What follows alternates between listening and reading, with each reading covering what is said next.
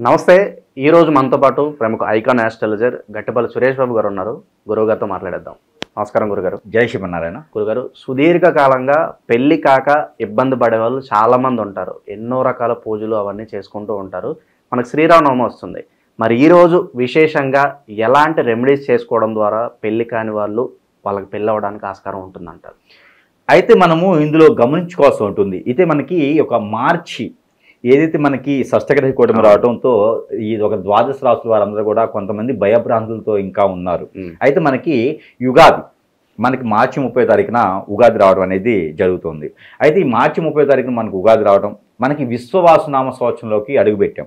ఈ విశ్వవాసునామ సంవత్సరంలో ప్రతి ఒక్కటి కూడా లోక కళ్యాణార్థం కోసం అన్నట్టుగా ఉన్నది. బాగుంది. అందరికి కూడా మిశ్రమ ఫలితాలే కాదు, శుభ ఫలితాలన్నీ కూడా చాలా బాగున్నాయి. అయితే మనకి శ్రీరామనవమి అనేది చాలా ప్రత్యేకత. ఈ యొక్క తెలుగు రాష్ట్రాలనే కాదు, ఇక్కడ హిందూ ధర్మాన్ని చేసేటువంటి ప్రతి ఒక్కరే కాకుండా అన్ని మతస్థులు కూడా కలిసి చేసేటువంటి లోక కళ్యాణార్థం చేసేటువంటి కళ్యాణం ఈ యొక్క శ్రీరామనవమి కళ్యాణం. శ్రీరామనవమికి ఈ సీతాదేవి శ్రీరామునికి చేసుకునేటువంటి కళ్యాణం ఇది చాలా ప్రాసిద్ధి. మనం పూర్వీకుల నుంచి కాదు, ఎప్పటి నుంచో చేసేటువంటి కలియుగాంతం కూడా చేసుకునేటువంటి కళ్యాణం శ్రీరామనవమి యొక్క కళ్యాణం అనమాట. అయితే కళ్యాణ ముహూర్తంలో మనము చేయవలసినటువంటి ఏంటంటే లోక కళ్యాణార్థమే మనం స్వామివారి కళ్యాణం చేస్తున్నాం కదా. ఇక మానవులదేముంది, పెళ్ళిళ్ళు అవ్వడం పెద్ద బ్రహ్మ విద్యం కాదు అది ఈ రోజుల్లోనూ. కాకపోతే పెళ్లి అవ్వకపోవడానికి గల కారణాలు చాలా ఉంటాయి. దీంట్లో ఎక్స్పెక్టేషన్స్ ఎక్కువ. ముందుగా మనం గమనించుకున్నట్టయితే కనుక ప్రతి ఒక్కరిలోనూ ఎక్స్పెక్టేషన్స్ ఎక్కువైపోయినాయి. దానివల్లనే జాతకాలు తారుమారైతున్నాయి. జాతకం బాగున్నా పెళ్ళి అవ్వాలి కదా. ఇప్పుడు అన్ని బాగున్నాయి, అల్లు నోట్లో శని ఉంది.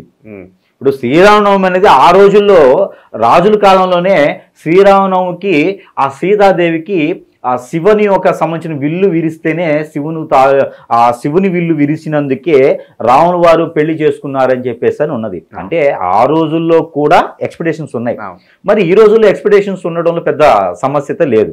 అయితే ఈ యొక్క శ్రీరామనవమి రోజున కొన్ని పరిహారాలు చేసుకోవడం ద్వారా కొన్ని రకాల దోషాలు తొలగిపోయేసి పెళ్లిళ్ళు అయ్యేదానికి ఆస్కారం ఉంటుంది. అయితే ముఖ్యంగా ఈ శ్రీరామనవమికి పెళ్లిళ్ళు కాని వారైనా పెళ్లిళ్ళు అయిన వారైనా చేసుకోవాల్సిన పరిహారాలు చేసుకోవడం ద్వారా ఆర్థిక స్థితిగతులు కూడా మెరుగుపడతాయి. అలానే పెళ్లిళ్ళు కాని వారికి, జాబ్ కోసం వెతికే వారికి కూడా మంచి జరుగుతుంది. అలానే స్వార్థంతో నాకు జాబ్ కావాలని కళ్యాణం చేయటమో, ఈ రెమెడీ చేయటమో, నాకు పెళ్లి కావాలని చేయకూడదు.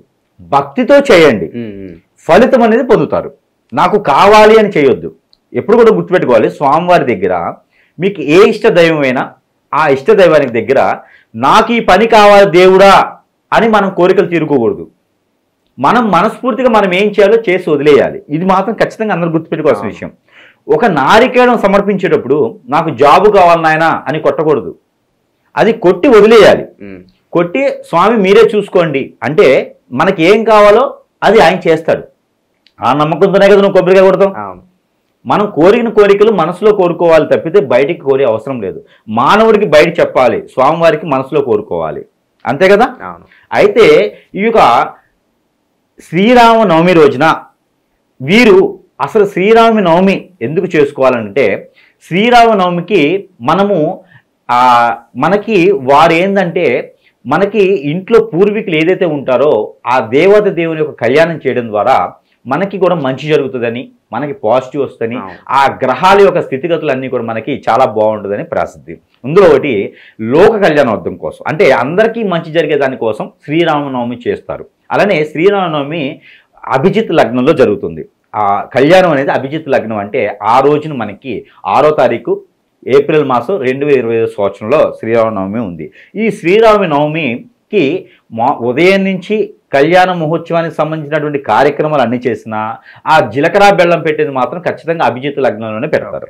ఆ అభిజిత్ లగ్నము ఈసారి మనకు వచ్చేసి 12 గంటల 22 నిమిషాలకి మనకి లభిస్తుంది. ఈ 12 గంటల 22 నిమిషాలకి అభిజిత్ లగ్నం వస్తుంది కాబట్టి ఆ మరుక్షణంలోనే ఆ జీలకర్ర బెల్లం పెట్టడం అనేది జరుగుతుంది. అయితే ఆ స్వామివారికి పెట్టేటువంటి జీలకర్ర బెల్లం ఉంది చూసారా, ఆ జీలకర్ర బెల్లము సమర్పించిన వారికి ఖచ్చితంగా పెళ్ళవుతుంది.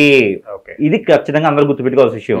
అడిగారు కదా పెళ్లి కానటువంటి వారు చేయాల్సిన రెమెడీ అని. అవును. ఇది ఆ జీలకర్ర బెల్లము ఆ కళ్యాణానికి సమర్పిస్తారు చూసారా, ఆలయాల్లో కానీ వీధుల్లో కానీ మండపాలు వేసి కూడా కొన్ని ఆవరణలు కొన్ని మండపాలు పందిర్లు వేసి కూడా కళ్యాణాన్ని సమర్పించుకుంటారు. ఆ కళ్యాణం చేసేటువంటి ఆ క్రియ ప్రక్రియ సమయాల్లో జీలకర్ర బెల్లం సమర్పించిన వారికి ఆ కళ్యాణ యోగం అనేది వస్తుంది. ఇది గుర్తుపెట్టుకోవాల్సింది, ఇది రెమెడీ. అయితే ఈ కళ్యాణాలకు ఒకటేసారి ఒక దగ్గర జరుగుతుంది, 10 మంది పెళ్లిళ్ళు కాని వాళ్ళు ఉంటారు. దాన్ని ఏం చేయాలి? అయితే అక్కడ పానకం వడపప్పు అని ఉంటుంది, దాంట్లో మిరియాలు వేస్తారు, దానిలో అల్లం వేస్తారు, దానిలో బెల్లం వేస్తారు. అవి కూడా సామాను సమకూరుస్తారు కదా, వారు సమకూర్చినట్టయితే వారికి పెళ్ళవుతుంది. అయితే ఆర్థిక వనరులు ఉంటాయి, ఈ ఆర్థిక వనరులు పోవడానికి ఆ పానకానికి సంబంధించినటువంటి నీరు ఇవ్వడం, ఆ పానకానికి సంబంధించినటువంటి ఎండు కొబ్బరి ఇవ్వడం, ఆ పానకానికి సమర్పించినటువంటి వారికి ఒక నైవేద్యం ఉంటుంది.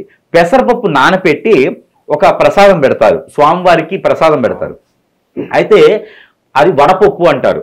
ఈ వడపప్పులో కావాల్సినటువంటి పచ్చి కొబ్బరిని ఇవ్వడం, ఈ వడపప్పులో కావాల్సినటువంటి బెల్లం ఇవ్వడం, ఈ వడపప్పులో కావాల్సినటువంటి పప్పు ఇవ్వడం ద్వారా వారికి ఆర్థిక వనరులు మెరుగుపడతాయి. అయితే నారికేలములు కొబ్బరికాయలు సమర్పిస్తే వారి ఆరోగ్యము కుదిరిపడుతుంది. ఇకపోతే అమ్మాయిలు, ఇంట్లో అమ్మాయి పుట్టాలి అనుకున్న వారు, అయితే ఆడవారి దోషాలు ఉంటాయి కదా, అంటే స్త్రీ దోషం అంటారు.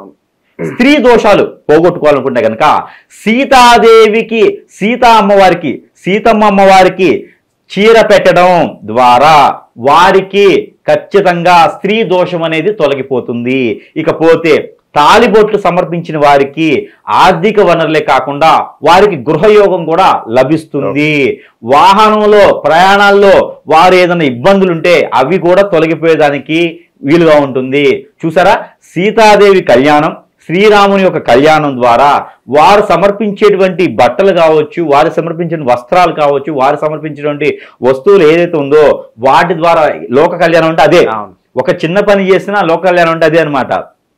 అయితే కొన్ని రాష్ట్రాల్లో అయితే మనకి ఇప్పుడు భద్రాచలంలో కావచ్చు, ఒంటిమిట్లో కావచ్చు, అయోధ్యలో కావచ్చు, అక్కడ వచ్చేటువంటి ఈ కళ్యాణ మహోత్సవం జీలకర్ర బెల్లం పెట్టేది మాత్రం 12 గంటల 21 నిమిషానికి ఖచ్చితంగా జీలకర్ర బెల్లం అనేది పెట్టడం జరుగుతూ ఉంది. ఎవరైనా సరే మండపాల్లో కావచ్చు, అక్కడ ప్రాసిద్ధి చెందినటువంటి ఆలయాల్లో వెళ్ళినటువంటి వారు ఆ శ్రీరాముని యొక్క కళ్యాణం ఏదైతే ఉందో అది టీవీల ద్వారా కావచ్చు, ఈ రోజైతే మాధ్యాలు చాలా ఉన్నాయి, మొబైల్స్ ఉన్నాయి కాబట్టి ఎక్కడైనా సరే కన్నులు విందుగా తిలకించి ఆ యొక్క దేవాది దేవుని యొక్క కళ్యాణాన్ని తరించి ఆ ఒక దేవాది దేవుని యొక్క కృపా కటాక్ష వీక్షణాలు అందరి మీద ఆ ఒక కృపా కటాక్షాలు ఉండేదానికి అర్హులుగా ఉండేసి ఇలాంటి దానాలు చేయడం ద్వారా, అవి దానం కాదు, ఆ కళ్యాణంలో మనం కూడా పాలు పంచుకోవడం ద్వారా ఇంకొకటి ఉంది. ఈ యొక్క దారిద్ర్యం అంటారు, దారిద్ర్య రేఖ కన్నా తక్కువగా ఉండి ఏ జాబు లేకుండా గాలిగా తిరుగుతూ చెడు వ్యసనాలతో ఉంటూ బ్లాక్ మ్యాజిక్, హిప్నాటిజం, మందు పెట్టడం, అమ్మాయిలు చూడటం, అబ్బాయిలు చూడటం, ఏదైనా చెడు వ్యసనాలు బానిసైపోవడం, పిల్లలు పెద్దవాళ్ళ మాట వినకుండా ఉండడం, ఆస్తులు నష్టపోవడం, బిజినెస్లు నష్టపోవడం, ఇలాంటి వారు ఎవరైనా ఉండి ఆ ఐపీలు పెట్టి పారిపోవడం, దేశాల మీద పడిపోవడం, ఇప్పటివరకు ఎంత ఏజ్ సెటిల్ అవ్వకపోవడం, ఇలాంటి వారు ఎవరైనా ఉంటే వారికి ప్రత్యేకమైన రెమెడీ ఉంది.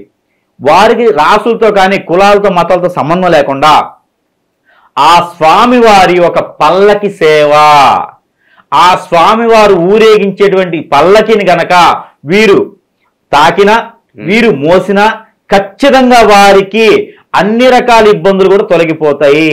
అంటే శ్రీరామనవమి అనేది లోక కళ్యాణం అనేది అందుకోసమే. ఆ కళ్యాణం అయిన తర్వాతనే వీరి కళ్యాణం అవుతుంది. కాబట్టి ఇలాంటి చిన్న పరిహారాలు చేసుకొని ప్రతి ఒక్కరూ కుల మతాలకి అతీతంగా ప్రతి ఒక్కరూ శ్రీరామనవమి జరుపుకొని తరించి ఆ ఒక కృపా కటాక్షణ వీక్షణాలకి ఆ తరించి వారి పొందేదానికి అర్హులుగా ఉండేదానికి ఉంటుంది. కాబట్టి ఈ యొక్క లోక కళ్యాణం అంటే ఏదో కాదు, ఇదే లోక కళ్యాణం.